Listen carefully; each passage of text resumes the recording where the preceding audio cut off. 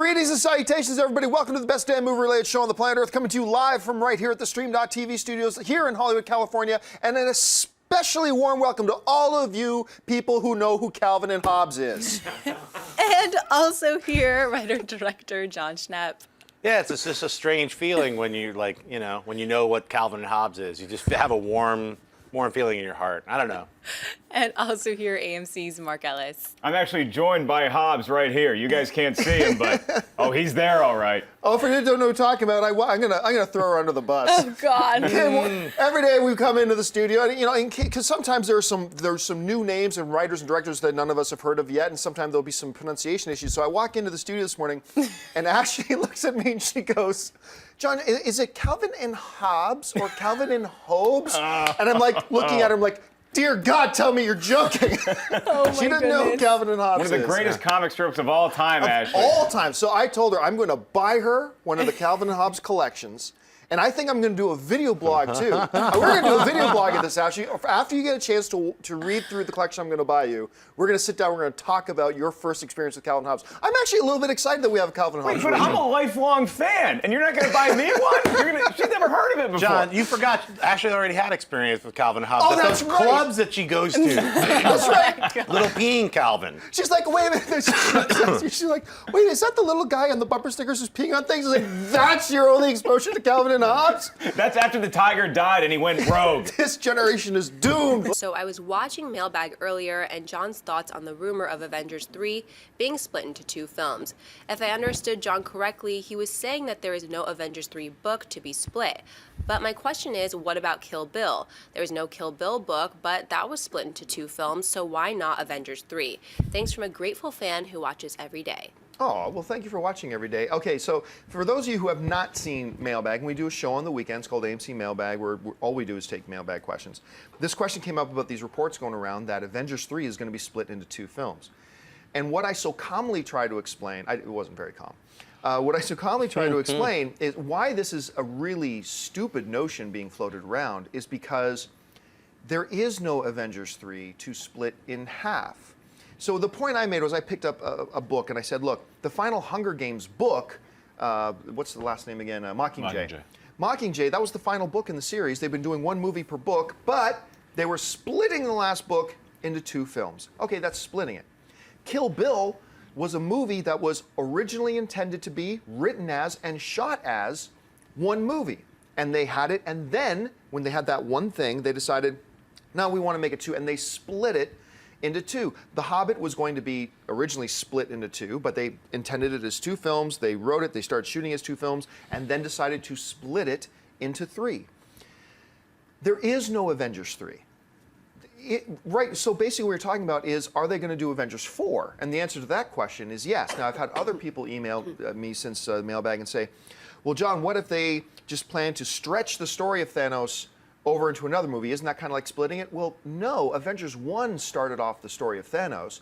Really, the guy behind everything that happens in Avengers 1 is Thanos. So is Avengers 2 just Avengers 1 split in two because it's the continuation of the story of Thanos and what's going on? Not at all. So, look, they're going to do Avengers 4, and Avengers 4 may be the continuation story. They may not wrap everything up with Thanos in Avengers 3. And maybe that stretches into 4, but that's not Avengers 3 being split into two. There's no book out there called Avengers 3 that they're splitting in two. There's no script out there, finalized script, and in the planning stages for Avengers 3, and at the last second after they've started shooting, they've decided to split it into two. There's going to be Avengers 3, there's going to be Avengers 4, there's going to be Avengers 5, there's going to be Avengers 6, but none of these are being split into other movies. Anyway, am I missing something here? I mean, it is possible that the studio is going to do it. I hope that it's not true. But to be able to do what? Be able to, because what they could do is they could plan it out. They could plan out if they wanted to say, we want this, if the studio heads say, we need two parts for this movie. But then that's not one movie being split in two. Right. That's planning their next two movies. But not necessarily. If they're sitting around saying, okay, what is, because they've obviously, Kevin Feige and the whole crew know where the storyline and the arcs for a certain part are going. So if they're sitting around, they're saying, okay, look, so Thanos needs to go here, here, and here. What do we do for, he's going to eventually end up here. And they start talking about all the plot points, and they go, that's a lot for one movie. Maybe we even need to split that into 2 separate movies. And because we don't want to split them out so many years ahead, we want to have them come out year after year. So why not just do Avengers 3 as 2 parts? I don't like it. I understand where that conversation could come in, because maybe they're plotting and saying this is going to really take so much time. I understand where the studios could say, and then we can make a buttload of money on it. But see, at that point, my premise is still at that point, there is no Avengers 3. There's no script on. So if they go, okay, we want Thanos to end up here, and that's going to take 2 movies to do. Okay, so Avengers 3 is this, and Avengers 4 is this. They're still not, there's nothing they're splitting. No, because that's what I'm saying is Avengers 4, though, would have to come out 3-4 years later, too. If they're splitting out, I agree. What I'd rather them do is film one long movie, film back to back, film 3 and 4, and then release 4 the way that they do with The Hobbit or something, too. But with splitting it, Avengers 3 Part 1, and leaving it on a cliffhanger, I guess like the last Hobbit movie did as well, too. They could do this because if it's a like a plan, if they're plotting out to say we want to just split it into 2 movies because it's going to be a 6-hour movie or a 5.5-hour movie, we can't release a 5.5-hour movie because the story's so elaborate. Let's just do 2 parts. See, that's why I think we're underestimating Feige. I think if they have a 6 more hours worth of story or 9 more hours worth of story, they're already planning it as Avengers 3 and Avengers 4. You're right. You know, Yeah. Star Wars or Empire Strikes Back ends with a big cliffhanger, right? Han's gone, Boba's got him, hands cut off, the rebellion's against the ropes. But they didn't take Empire Strikes back and split it into 2 movies. They planned Empire Strikes Back, Return of the Jedi, and I think that's what they're doing here. Like, in order to, the whole premise of this is this, for me anyway, is that in order to say you're splitting something in half means you already have to have something planned as one thing. And right now, they don't have something planned as one. They don't even have a script yet for the movie. Yeah, anyway. let me add my 2 cents here. I think it's silly to talk about splitting Avengers 3 into any parts because there are no parts to split in the world of comic books. If you read comic books, there's been like 50,000 different Thanos comic book storylines. There's been hundreds and hundreds of different versions of the Avengers, from issue 1 to 500, West Coast Avengers, these kind. I mean, the stories are limitless. So it's not like there's anything to split up or take apart. There are no books to split up. So using that terminology, I think, is just wrong-headed. You can't split Avengers 3 into 2 parts. There is nothing to split. It's simply, is there a 4th one that continues the story? And yeah, the 4th and the 5th and the 6th and the 7th and the 8th are all going to continue the Avengers. I mean, there's no way to split anything up. It's just a script. I mean, that to me is why the question is really, for comic books, it's wrong-headed. I get it from Mockingjay, you're splitting a book. You're taking something and splitting it in 2 because you've over-filmed stuff. You can't release a 4-hour movie, split it in 2. That makes sense. I don't think that's the case, especially with someone like Joss Whedon writing a super tight movie called Avengers: Age of Ultron. And, they're not even calling it 3 or 4. They're doing it like with a subtitle. So, right. I mean, I don't even understand the question. It's so weird. It's like, how can you split something that's not even splittable? It's a script. See, I mean, one thing that somebody wrote to me that is a really valid point. They say, okay, so you got Avengers: Age of Ultron. Let's say the next one is called Avengers: Infinity Gauntlet, for argument's sake, right? Avengers: Infinity Gauntlet Part 1 and Avengers: Infinity Gauntlet Part 2. That's a perfectly valid naming system for it, right? And I think that makes sense. But to me, that's still not splitting Avengers 2 and 3. That's just saying, okay, so now this next part of our Avengers story, we have the first part of the Avengers story, the second part, we're moving to the third. That just means there's a 4th part of it. And whatever they name it is kind of irrelevant. See, I only feel that they're splitting it if Joss Whedon, or let's face it, I think James Gunn is going to be directing Avengers 3. So let's just go with that for a second. It's make-believe. But so James Gunn is directing Avengers 3, and they start directing Avengers 3, and then halfway through the process of shooting it, and the script's written, they all sit back and go, like Peter Jackson did when they were doing the Hobbit films, sit back and go, you know what, there is too much here. Then that's splitting it. Right. But if they're planning it as successive movies, it's not splitting, it's just planning the next chapter. Right. I don't know. You know what, the reality here is, I think 90% of what you and I are talking about is the same thing, just different semantics. We both don't want it to happen. We both don't want it to happen. We want part 4. Yeah. But I think this is, for a large part, I think this is partly semantic. It's a fair question. It's a fair question because, apparently Agent Coulson dies in Avengers. Spoiler. And obviously he's coming back for the TV series, and I believe he's going to be back in Avengers 2 as well. I had a chance to have actually drinks with Clark Gregg in Vegas a couple of months ago, and we were talking about that. Anyway, the bottom line, though, is this. I think suggesting that Doctor Strange is the one who miraculously brings back, I think that's a bit of a stretch. I believe it's much more simple than that. I said coming out of Avengers the first time I saw it, he's not really dead. Me too. Like that's exactly. I said that the moment I walked out of Avengers, the first time I saw it. Okay, he's not really dead.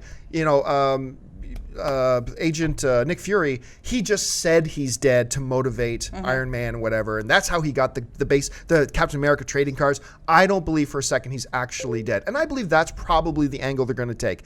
I don't think they'll go as fantastical as Doctor Strange rising him from the dead, although that would be kind of interesting if they did, but I don't think that's the way they're going to go with it. Wouldn't it be weird if they actually cast a dude who looked like him? Look at He-Man right there. That's like in a real life world, that's like some kind of Joe Weider, like weird, strange, like extra ripped dude. But all of them were like that. So what if they did take it deadly serious, but made this crazy sword and sorcery film that was like a Frazetta painting come to life? I'd want to see that. Just, like I'm not going to defend it. It's simply that. All the women are super sexy. There's giant creatures.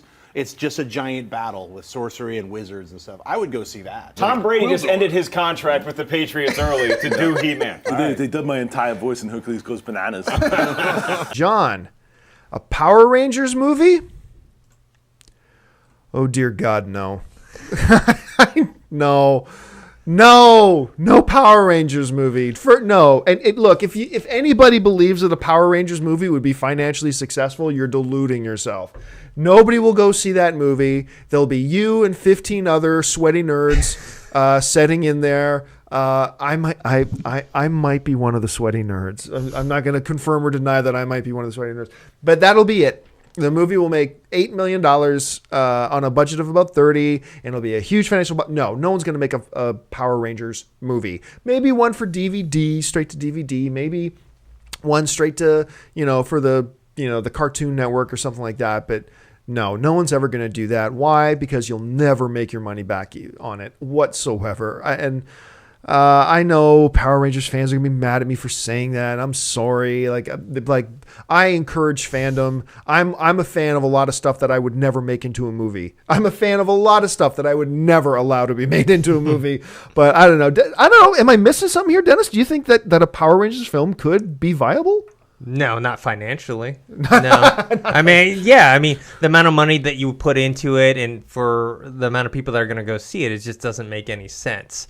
And, I'm a bit older, so I missed that whole Power Rangers phenomenon. Right. Like, it came out when I was, I think maybe in high school or college, and I was still, I was reading comic books and video games, and Power Rangers just seemed kind of silly to me. I'm sure if I was younger, I would have been like, this is so awesome, but I just don't see it happening. But I will say, better than a movie. I actually went to my friends over at Machinima had a interactive film festival. Right. And one of the categories is fan films, and they had a fan film where Power Ranger fought I forgot which character, but one of the characters from Mortal Kombat. And it was actually really well done. It was a really cool action sequence. It's not a movie. I'd say go watch that and you'll be satisfied. Right. Now, I should point out here that there were 2 Power Ranger movies.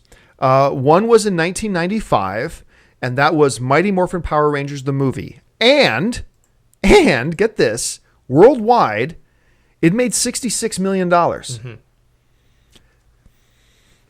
Made $66 million.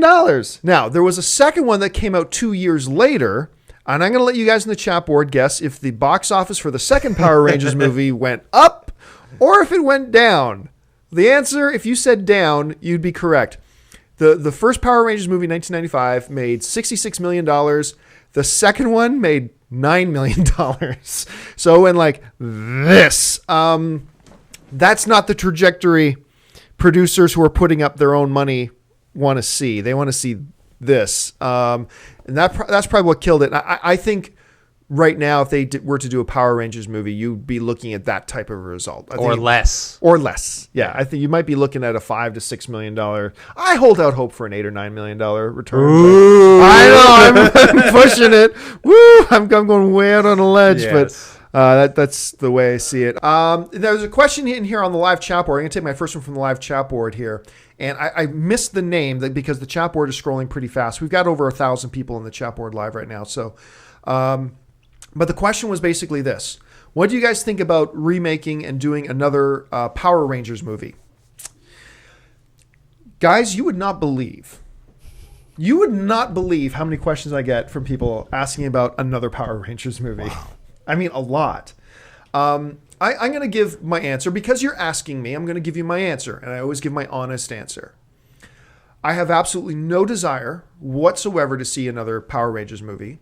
It will bomb if they did another Power Rangers movie because nobody's interested in another Power Rangers movie. There's a very small, finite, tiny group of us. I'm not even going to say of us, of you guys who are interested in Power Rangers. And that's great. But I think we talked about on the show once before. Yes. There was a Power Rangers movie, and I think the first one made like $30 million or something. Whatever. Okay, fine. But then they made another Power Rangers movie like a year or two later, and it made like $8 million. So it went like this. And that was closer to the height of the popularity of Power Rangers. Imagine now it's just a bunch, some people who are remembering from their past. Yeah. Not many people are going to see it. It's going to be like $5 million. Right. So I don't know. Like, would you be interested in a Power Rangers movie? No, but I'm not gonna diss anybody who'd want to see a Power Rangers movie. No, not at all. There's lots of movies I would love to see that would be stupid. I think fan films would sate that kind of Power Rangers need because I don't see that happening. And there's so many Power Rangers movies already. I mean, like little mini series, and I mean. I don't see them putting a lot of money into a new form of Power Rangers. Even though kids aren't even buying those toys anymore, Recently, a dark and gritty Power Rangers fan film was released online, and it has received a lot of attention, even having the talents of James Van Der Beek and Katie Sackhoff. Do you think this will positively or negatively affect Lionsgate's planned reboot of the franchise? I personally think it helps bring exposure to the franchise and shows that it can be done with a darker tone. I'd love to hear what you guys think. Thanks. Yeah, you couldn't pay me to see a Power Rangers movie. And I didn't have to pay for this, and now I actually would see I would pay to see a Power Rangers movie if it was done this way. Thank you, Joseph Kahn, for taking the time to remake the fan film, to take the fan film to the next level, to flip the fan film on its face and be like, this is what a fan film should be. This is taking a property that's tired and basically for children and giving it a fresh take, an adult take, while still maintaining the whole core of what the Power Rangers still are. It's sort of just taking that and elevating it. Yes, of course, there's cocaine. Yes, of course, there's boobies. Yes, of course, there's tons of headshots and heads exploding and violence and blood.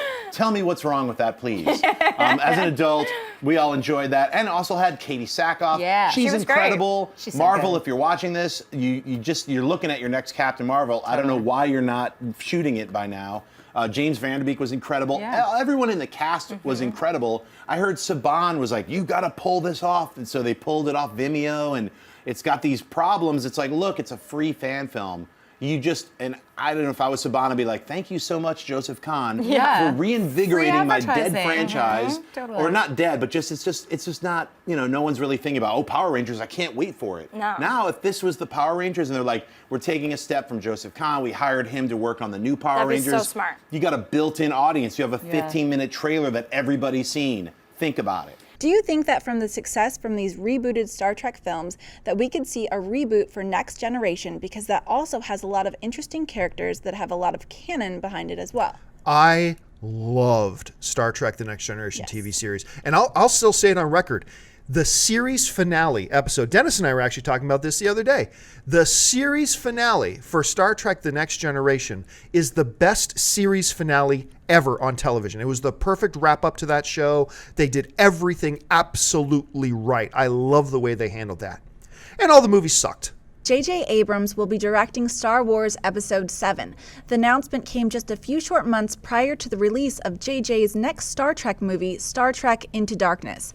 John previously made the observation that the ramification has been that whenever J.J.'s name comes up, people talk Star Wars and not the upcoming Star Trek, and wondered if the timing of all this was an effort on Disney's part to mess with Star Trek. Now, with the looming but not yet made announcement that Harrison Ford, Carrie Fisher, and Mark Hamill are signing on to reprise their roles for the next Star Wars film, John, do you have another theory about Disney messing with Marvel? Okay, let's all put on the conspiracy theory hats here, okay? I'm scared. None of this No, me is too. based on, I want to just preamble this right to the hilt. None of this is based on fact. This is all conspiracy theory on my part. I just so happen to think the pieces fit. But this also feeds into our previous story. Okay, you're right. I did say, when the J.J. Abrams announcement was made, I said, man, the Paramount people and the Star Trek people have to be furious about this. Because obviously now, whenever we talk J.J. Abrams, people aren't talking about Star Trek. They're talking about Star Wars. And that has got to infuriate. I would be furious. That's got to infuriate them. Yeah. And now we've been talking about, okay, look, it's clear that Harrison Ford, Carrie Fisher, and Mark Hamill are all coming back. We know this. But they haven't made the official announcement yet. Well, what are they waiting for? Oh, wait. Star Trek's coming soon. But why? Why, I ask you, would Marvel, and specifically Disney, which owns Marvel, want to mess with Star Trek like this? Why? I asked that question, and one of our viewers, and I apologize that I can't forget the name, but it was a synonym in there. One of our readers asks us, or says to me in the comment section of yesterday's show, says, John, I got a theory for you. I'm like, okay, what's the theory? And this is what he said. He goes, look, Disney doesn't just own Marvel. They own Star Wars. So they own both. What is opening just 2 weeks before Star Trek? Iron Man 3. So his theory was this. Remember, once again, none of this is based on fact. This is all speculation. His theory was this, that they're holding off. First of all, they did the big JJ thing to kind of mess with Star Trek's mojo to start with. They're holding off. They're going to wait to the last minute to make the official announcement of Harrison Ford, Carrie Fisher, Mark Hamill. They're going to have a big event down at the Garmin's Chinese. They're going to have all the 3 stars there, surrounded by 100 stormtroopers, and they're going to make the big announcement and kill any publicity for Star Trek at that point to try to make Iron Man have longer legs past the 2 weeks. Look, I'm not saying I'm completely buying into that. I'm just saying, commenter, awesome theory. Opening weekend numbers are in, and by any definition, the new Star Trek Into Darkness is a hit.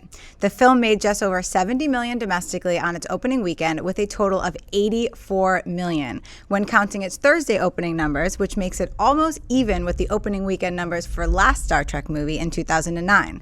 This makes Star Trek the 3rd highest opening weekend box office of 2013, behind number 1, Iron Man 3, and number 2, Oz the Great and Powerful. John, how happy should Paramount be with the opening for Star Trek Into Darkness? Not very. I mean, they should be. I think the better word for how Paramount should feel about its opening is relieved. Because this obviously, it didn't bomb. It kind of, but it didn't meet expectations. Here's the thing. Star Trek Into Darkness is a great movie. It's a great movie. It's so much fun. It's entertaining. It's wild. It's a thrill ride. It's great. The first one was also great, had a lot of momentum, should have done a lot more, but it didn't. It came in actually just a little bit behind, just barely behind what the original Star Trek film did. By original, I mean the 2009 film. And here's the thing, it's going to get crushed next weekend at the box office. Because think about this, the first Star Trek film that J.J. Abrams did, it opened it's opened 1 week, and then its following week, it had to contend with Angels and Demons, which is not actually a huge blockbuster juggernaut. The following week after that, Night at the Museum 2, also not a huge blockbuster juggernaut. That's what it had to deal with. You know what this Star Trek has to deal with this week? Fast and the Furious 6 and The Hangover Part 3. Yeah. So its box office is going to take a dive. Now listen, this film made 3, as great of a movie as it is, and it deserved to do better, but Paramount made 3 critical mistakes with this Star Trek Into Darkness that I think would have allowed it to have done a lot better on its opening weekend than it did. The first critical mistake they made was they did not promote the cast of the film. Zachary Quinto, it's been 4 years since the last Star Trek movie. Why has Paramount not put him in something to kind of increase his profile to help the next Star Trek movie? Christopher Pine has not done a lot of films in the last 4 years. I mean, yeah, he's done stuff like People Like Us, which was a nice This little Means film. War. He did This Means War. Wah, wah. But like, he literally had the time to shoot about 8 films. Why did Paramount not put him in something a little bit more high profile to increase his profile for the next film? They completely underutilized and ignored this cast instead of promoting him. The second big mistake they made with this is that they waited 4 years to make it. I said from day one, you have to strike while the iron is hot. They should have come out with another Star Trek film in 2011, at the latest 2012. And then some people sit around and say, oh, no, it's better to take your time and do it right. How long do you think it takes to write a script? Joss Whedon banged out the script for Cabin in the Woods in a weekend. He talks about how him and his buddy went away for the weekend, wrote the script for Cabin in the Woods. Now, I'm not saying every film can be written. He's Joss Whedon. Not everybody is Joss Whedon. Not everybody can bang out a script in 2 or 3 days. But I'm sorry, it doesn't take 2 years. And look, as much as I love Star Trek Into Darkness, this wasn't the Shakespeare of scripts. I mean, it's not like the script was this huge masterpiece that was carefully crafted over 2 years. This film should have come out a lot earlier. They waited 4 years. It lost some of its momentum. It could have done better if it came out earlier. But the third biggest mistake they made with this, and this isn't a teaser or a spoiler anymore because this is public knowledge. It's listed on IMDb. Let's make Khan a secret. Let's make it a secret. Why would you use Khan? You use Khan in the first place because he is the single best villain that Star Trek has ever had, and you're going to hide the fact that he's there. That it was one of the most stupid moves they could have possibly made. They should have been trumpeting this. They should have been making this a big deal in the marketing. They should have been capitalizing on the popularity of the character. But no, let's do what Cloverfield did and not show the monster. No! That was a ridiculous move. Look, I'm not saying give away everything about a movie in marketing. I'm not saying that.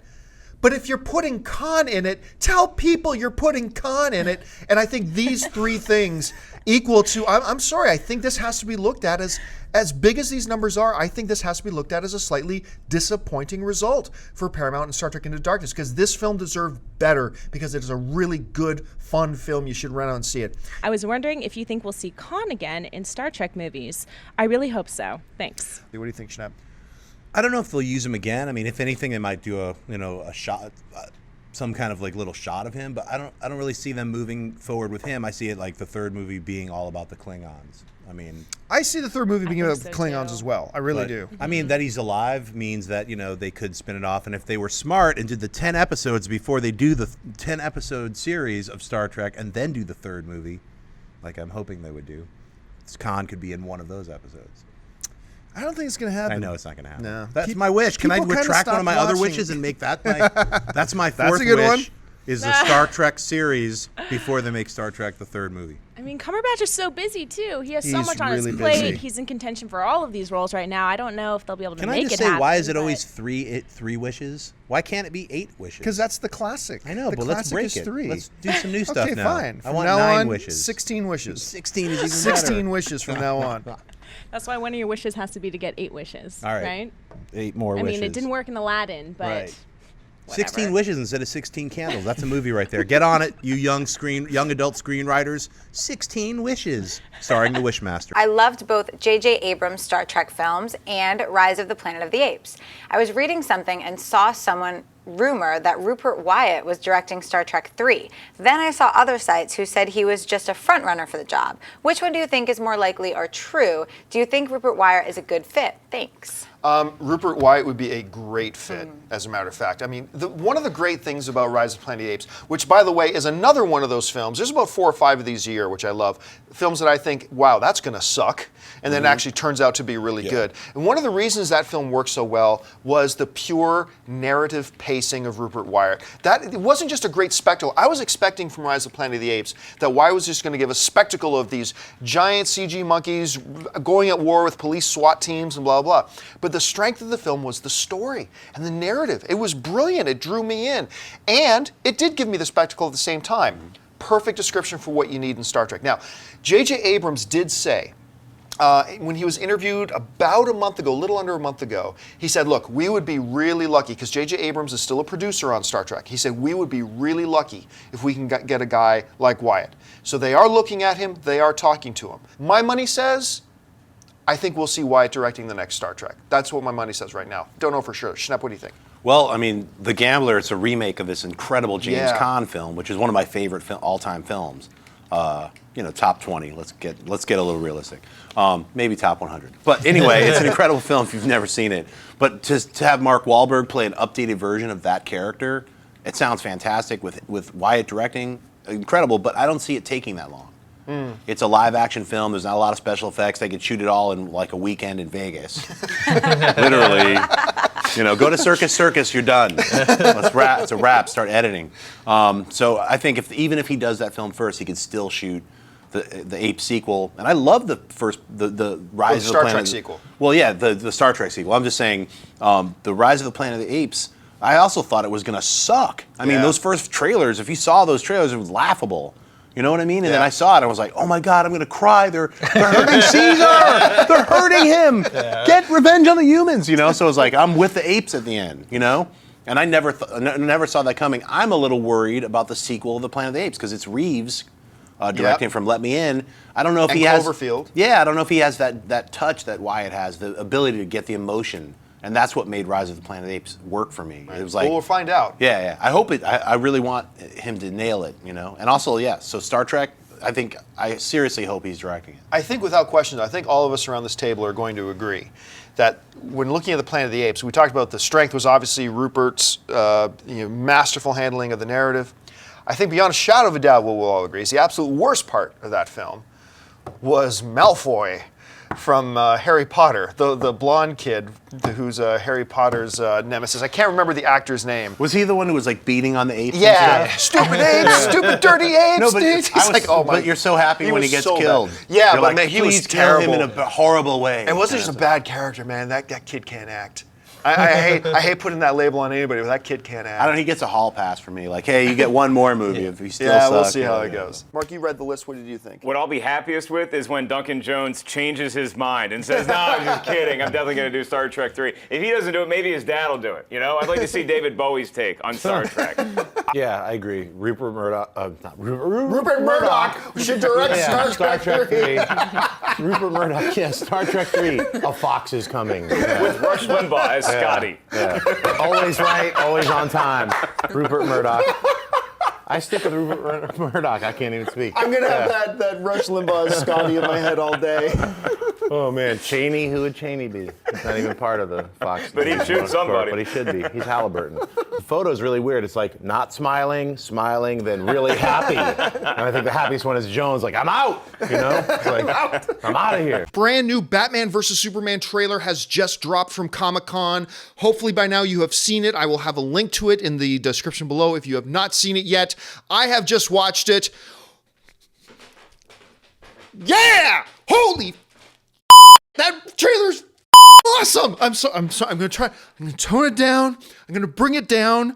Look, I loved the first Batman vs. Superman trailer because I saw elements in there. I'm one of those people, and I know there's not a lot of us, who read the comic series of Injustice Gods Among Us.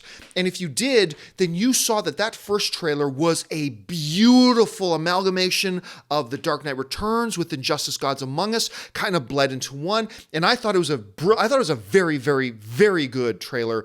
I loved it. Not everybody did, and I get it. That's fine. Personally, I loved it. But this trailer, I can't imagine what excuses people are going to come up with to say why they didn't like this trailer. Everything is subjective, totally is. I'm just saying the way my mind is spinning right now, the way they set up the anger and the rage of Bruce Wayne, what he saw in just this little 3.5-minute trailer, him watching his people die and him watching his building coming down, why he sees Superman as such a threat that he feels he needs to stop, why Superman maybe sees Batman as being a villain or a bad guy. Yeah, the way they introduce Lex Luthor, holy crap, when they open up the body bag and you see Zod. So You know the DNA of Zod is going to come into play here. They showed a shot of Wonder Woman, so clear she's going to have a role to play in this. All I know is that this trailer set up story, it set up character, and showed incredible action. Now remember, let's take a deep breath. It's just a trailer. The movie could still suck. So before you start saying that to me, yeah, John, well, other trailers are great. Yeah, absolutely. I totally agree with you. Absolutely. This movie may end up sucking.